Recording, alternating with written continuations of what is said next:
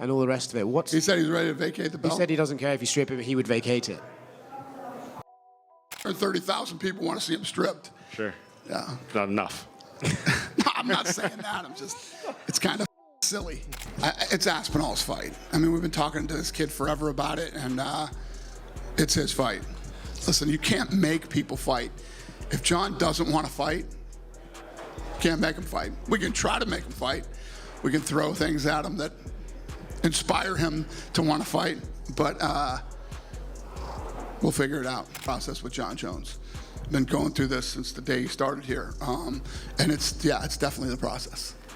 Dana White has come out swinging, aiming at Jon Jones in the midst of the latest wave of controversy. The UFC president didn't hold back as he addressed the growing calls for Jones to be stripped of his title. Dana White claimed he was blindsided by Jon Jones's latest social media antics, including talk of vacating the title and calling out Francis Ngannou. According to the UFC boss, he had no idea Jones was flirting with retirement or stirring up drama online. Unaware of the champ's wild statements, White admitted he didn't realize Jones was talking crazy, but emphasized that when Jones came back to his home from Thailand, they would be speaking. He's ready to vacate the belt. He said he doesn't care if you strip him, he would vacate it.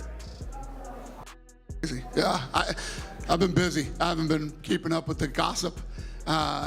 He comes back. He's either back today or came back yesterday or whenever he's in Thailand. So he's home. We'll be home tonight. And Tuesday, we'll figure this out. Tom Aspinall's the guy. He's the guy. I don't know. Yeah, we'll have to see how this plays. Listen, if the guy wants to retire and doesn't want to fight, nothing you do. I didn't want Habib to retire. I thought DC should have stayed in it longer. So it's none of my business. I'll do what I can to make the fight if we can. If he's talking that crazy shit, I didn't realize that. Despite the chaos, Dana addressed the growing petition movement aimed at stripping Jon Jones of his title, acknowledging he's been flooded with messages from all directions. While he admitted he's aware of the outcry, White was quick to downplay its impact, pointing out that out of 400 million MMA fans worldwide, only 130,000 signed the petition. He clarified that while that's not an insignificant number, the notion of stripping Jones over it is, in his words, ridiculous. Yeah. What did you just make of that? Every human on earth was DMing it to me, and yeah, I saw it. I mean, I know you say you always listen to the fans and give the fans what they want. I'm just curious what you make of that. How many fans are there worldwide now? Like, what's the number? It's like 400 million or something like that. Yeah, 130,000 people want to see him stripped. Sure. Yeah. Not enough. No, I'm not saying that. Shit happens. Did you sign the petition? No, I did not. Building on that, Dana made it clear that if Jon Jones returns, the fight is for Tom Aspinall. No one else is in the conversation. He admitted that talks have dragged on far too long, but stood firm on one reality. You can't force a fighter into the cage if they're not willing, even with incentives on the table. If Jones doesn't want it, it won't happen. Still, White remained confident, saying he'll work to get it sorted. It's Aspinall's fight. I mean, we've been talking to this kid forever about it, and it's his fight. Listen, you can't make people fight. If John doesn't want to fight, can't make him fight. We can try to make him fight. We can throw things at him that inspire him to want to fight, but we'll figure it out. I don't have Ngannou on her contract, and Aspinall's the guy. Right. If you were put in the position, would you maybe try to get Ngannou back under contract, or no? Probably not. Yeah, understood. However, Dana White came clean, confessing that crafting bouts for Jon Jones has been a grueling slog from day one. He spilled the beans, likening negotiations with Jones to wrangling a temperamental artist in the studio. White didn't hold back, revealing that Jones was thrown a deal and the champ didn't flinch. The process with Jon Jones. Been going through this since the day he started here, and it's definitely the process. Do you believe it ultimately will happen, though? Him and Anderson Silva, every time, throughout the history of being in business with those guys, when it comes time to get them fight, it's like dealing with artists. It's interesting. I've been saying it since the beginning, and Jon Jones agreed to do the fight. So Jon Jones was offered the deal and accepted the deal. In a contrasting perspective, Demetrius Mighty Mouse Johnson entered the ongoing Jon Jones controversy, asserting that Dana confirmed Jones's acceptance of the fight. Johnson further indicated that Jones acknowledged the UFC's understanding of his position in the matter. Mighty Mouse characterized Jones as either a strategic mastermind or the sport's ultimate troll. Johnson believes that the bout is definitely on, a strategic move by the promotion to seal a significant new broadcast channel agreement. Jon Jones also says the UFC knows what I said. So I said this to John. I said this to, Abe Kawa. We share the same manager. I said Jones is either the smartest man in the whole world and he's a genius, or he's the biggest fucking troll of all time. Right? Like, one, I think they know something that's going on. The fight is probably done and they're probably using it as leverage in order to sign the new TV deal. Right? Yeah. I don't understand why don't they just say that. Like Tom Aspinall, they know. I feel like John, they know. Dana knows. I feel like everybody knows, but John is just like, sign the petition. Oh, I'm in Thailand drinking coconuts, da da da da. And I feel like the UFC is enabling him to, like, annoy everyone. Which is, I mean, which is a good promo. However, according to Ariel Helwani, the UFC initially secured Jones's agreement to face Tom Aspinall, but now finds itself scrambling to finalize the bout. Helwani reports that Jones has consistently signaled a lack of interest in squaring off against the interim champion, leaving the promotion in a tough spot despite prior verbal commitments. And what did I say to all of you? What was it? 2 months ago now? 3 months ago? They got him the money. I'm not even going to call it fuck you money because as I've said from the beginning, he always deserved millions upon millions of dollars. It's not money. It's what he's owed. It's what he's worked to achieve. But, there was a back and forth. They got him that money. They finally got him that money. And he said yes. And then he said no. And since he said no, they've been trying to figure out a way to get him to do this fight, one last fight. He ain't budging. And he's been starting to give us some sort of indication, hints, that he is not interested. Adding to the narrative, Helwani stated that is acutely aware of every social media jab thrown by Jones. Despite the champion's apparent gamesmanship, Helwani asserts this ongoing saga will ultimately provide definitive answers regarding Jones's heavyweight future. Suggests that they're only going to get into this on Tuesday at their matchmakers meeting is obviously not true. They've been working on this for months and months and months. Also to suggest that the biggest name in the sport, arguably, tweeting a whole bunch of stuff like this is just quote unquote gossip is silly as well. They're very well aware. Trust me. If we fart on this show, they're aware. You don't think that they know that John is tweeting this stuff? So he's going to play a lot of games here, but he's still going to give us a lot of answers. This will happen. Even just a couple of weeks ago saying it's going to happen to now you can't make people fight. And again, Francis has a deal with the PFL. This is the quote from just a few weeks ago, May 13th, we'll get Aspinall versus Jones done. The heavyweight fight will happen. Relax. I'll announce that soon. Doesn't sound like it, at least not right now. Francis has a deal, a long-term deal with PFL. Obviously, Don's tweeting the stuff. UFC's not going to do it. It ain't going to happen. The move that they should do, though, the UFC, is Francis versus Aspinall. That's the one thing that will soften this blow if it doesn't come to fruition. People will lose their mind. However, Ariel Helwani grew frustrated, openly criticizing Jon Jones for disrespecting the championship. Helwani's patience had run out, stating it was time for the sport to move forward. He emphasized that everyone wanted to see Tom Aspinall reach his full potential, clearly suggesting Jones's actions were holding things back. Jon agreed to the fight. Fact. Then what happened? Jon Jones is making a mockery of this belt. Enough is enough. Move on. Book Tom Aspinall against Cyril Gane or anyone. Jailton Almeida, heck, even give him Derek Lewis and Teixeira. Give him both of those guys. And Tom may lose that fight. Well, he does not care, and I don't think anyone at this point cares. We just want to see the division move on. We want to see this guy who we think has a very high ceiling and a higher ceiling than he has already shown us. We want to see him progress with his life. We want to see him live out the same type of dream, the same type of career that made a mockery of the belt. And I, quite frankly, am tired of it. I'm tired of listening to this. I'm tired of talking about it. I'm tired of seeing Tom Aspinall's career get hijacked by Jon Jones, who's coming across as a narcissist, who's coming across as a sociopath. I don't have anything nice to say right now. I'm tired of it. I'm so tired of this, and I'm tired of seeing the UFC enable it. And I'm tired of seeing the UFC enable him. In a similar vein, Lucas Tracy delivered a stinging assessment, declaring Jon Jones was actively trying to spite Tom Aspinall. Tracy asserted that Jones was clearly avoiding the fight, believing Jones feared a knockout due to a perceived bad matchup. Furthermore, Tracy claimed Jones was grappling with the harsh reality that fans overwhelmingly believed his legacy was now irrevocably stained by these actions. A big part of it is he's just trying to spite Aspinall at this point.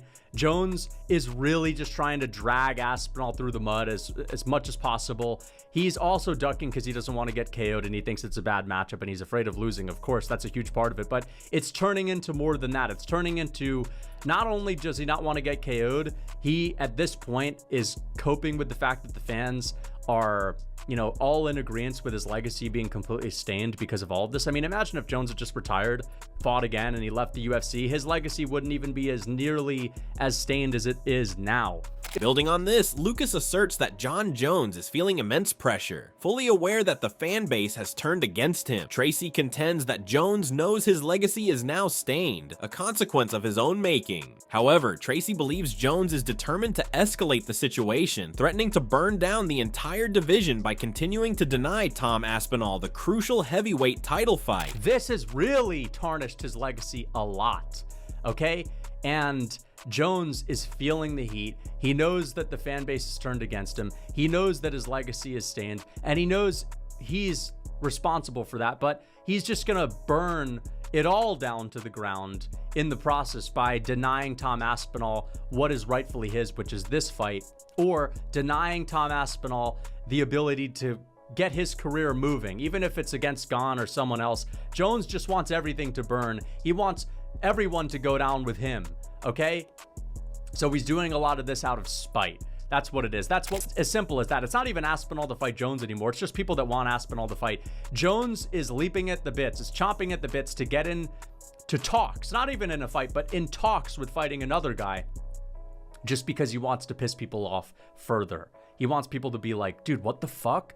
Like, oh, so you're just going to waste more of Tom Aspinall's time? He's going to have to sit on the sidelines even more while you entertain a Francis fight? It's just to piss people off. It's just to rage bait people. That's shifting focus. The MMA guru himself unloaded on the media, contending they failed to adequately pressure UFC President Dana White on the current heavyweight title, Quagmire. The MMA guru asserted that it was the prime moment to truly grill White, pointing out clear signs of White's patience fraying amidst the ongoing controversy. After months of gambling with the Nelk Boys, UFC President Dana White has finally showed up back to work, and he was grilled at the UFC 316 post-fight press conference by the media. They didn't push hard enough.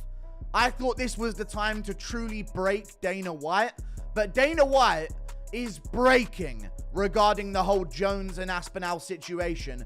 You can see that he's starting to lose his patience with Jon Jones because of Jon Jones, Dana White has to be grilled by the media anytime he shows up to these things, which is why, in my opinion, he hasn't been showing up to these press conferences as of recently, because he knows what questions he's gonna get. With a strong assertion, Guru states that if the highly anticipated Jon Jones versus Tom Aspinall showdown ultimately comes to fruition, the fans deserve a collective pat on the back. The Guru contended that without the relentless and unified push from the MMA community, he believed the marquee heavyweight clash would never have materialized. This powerful statement from the MMA Guru highlights the significant influence of the fan base in shaping the landscape of the sport. This fight does end up happening, we need to pat ourselves on the back, because if we didn't grill Dana on this and we didn't push for this as hard as we did as an MMA community in every comment section on every UFC post,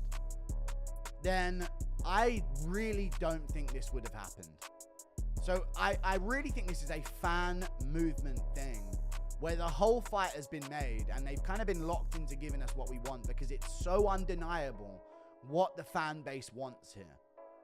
We want Jon Jones, Tom Aspinall, and you're going to give it to us, or you'll suffer the wrath, is all I'm saying. You come undone, and you break. Like now. I don't care, and I don't pay attention to any of that stuff. But yes, Jon agreed to fight Tom. We'll see. And if it does happen, it's because of us that it did. Echoing the sentiment for progress, former champion Michael Bisping delivered his verdict on the stagnant heavyweight division, stating that if Jon Jones chooses to step away from the octagon, the logical next move is for Tom Aspinall and Cyril Gane to clash for the undisputed heavyweight crown. Bisping indicated this matchup would determine the true king of the division, allowing the sport to move forward without further delay. Again. So maybe John's not going to come back. Maybe the announcement that Tom's talking about is Jon Jones stepping away, Cyril Gane stepping in, Tom versus Cyril for the undisputed belt. Because right now in the heavyweight division, I can't think of anyone else more deserving. Yeah, okay, Volkov, he might have something to say about that. This is #1 bullshit. But in terms of a fan favorite kind of mouth-watering matchup, Cyril Gane, Tom Aspinall, two gigantic guys, two big dudes, two agile guys, two very, very quick guys. That's a good one. That's a matchup that I would like to see. Reinforcing this stance, Bisping didn't mince words, insisting that if Jon Jones truly has no intention of fighting, he must vacate the heavyweight championship. Bisping's stance is clear. The belt cannot remain stagnant, and the division needs to move forward with active champions. With what your intentions are, people are going to talk about it. The sport has risen to a whole new level. It just continues to get bigger and bigger. So there's going to be podcasts, there's going to be analysts, there's going to be people on ESPN and all the broadcast networks all over the world that speculate and give commentary on your choices. That's not necessarily a personal insult. However, as a fighter, myself, a former fighter, I think he's got to fight or vacate the belt. If he wants to vacate, that is his right. Will there be people that say, you know what, he did his time, fair play, he's 37 years old. He said on Twitter, he said, my body's aching. I'm 37, I work out, Tom Aspinall's the interim champion. Simple as that. If you weren't gonna defend against the interim champion, you should have said to the UFC, hold on a minute, hold on. Don't make this for an interim belt, Sergey versus Tom, because I ain't facing the winner. I ain't fighting that guy. I only want legendary legacy-style fights. Of course, I would love to see Francis Ngannou versus Jon Jones. Will that happen? Will he re-sign? I don't know. I don't think so. Who knows? Crazier things have happened. But Jon Jones seems interested. Maybe he's retired. Maybe he's not. Maybe he doesn't even know. Maybe... Finally, Chael Sonnen has unveiled the potential next steps for the UFC's heavyweight division, stating that if the promotion acknowledges Jon Jones is truly out of the picture, they would pivot immediately to Cyril Gane. Sonnen indicated that based on Tom Aspinall's own commentary, the interim champion is already preparing to move forward without explicitly naming his opponent. Sonnen expressed doubt that the UFC would maintain silence if they had reached a definitive point of proceeding without their reigning champion, suggesting the current behind-the-scenes maneuvering points to a direct plan. We're told by Tom Aspinall that he has a fight, that he can't say who it is, but he can say who it's not, and that it's not Jon Jones. This isn't an official announcement made by the UFC, and generally if the UFC got to the spot with Jon Jones, we're in the office, they know we're not going to make the fight, we're not even trying anymore. They move on, and in this case, they would go to Cyril. Tom is revealing for us that that's the step that we're at. He didn't say the name Cyril, but he said we're moving on absence of Jones. If the office was to that point, I don't believe that the office would keep that quiet. I believe the office would have first come out publicly and said, Jon had demands that were crazy. We met those demands. He then refused the fight, and they would let it simmer for just a minute, and they would see if public opinion and pressure could sway Jon into doing a contest that he otherwise would. As the heavyweight drama intensifies, the MMA world holds its breath, awaiting the next decisive blow in this unprecedented championship saga. The clock is ticking for Jon Jones, with the division's elite and a restless fan base demanding clarity and action. Whether this ends in a title defense, a vacation, or a shocking twist, one thing is certain: the eyes of the combat sports universe remain fixed on the heavyweight division, eager to see how this high-stakes narrative concludes. We want to hear your predictions for the future of the UFC heavyweight division, and don't forget to like this video, subscribe for more hard-hitting MMA analysis, and hit that notification bell so you don't miss our next breakdown of the biggest stories in combat sports.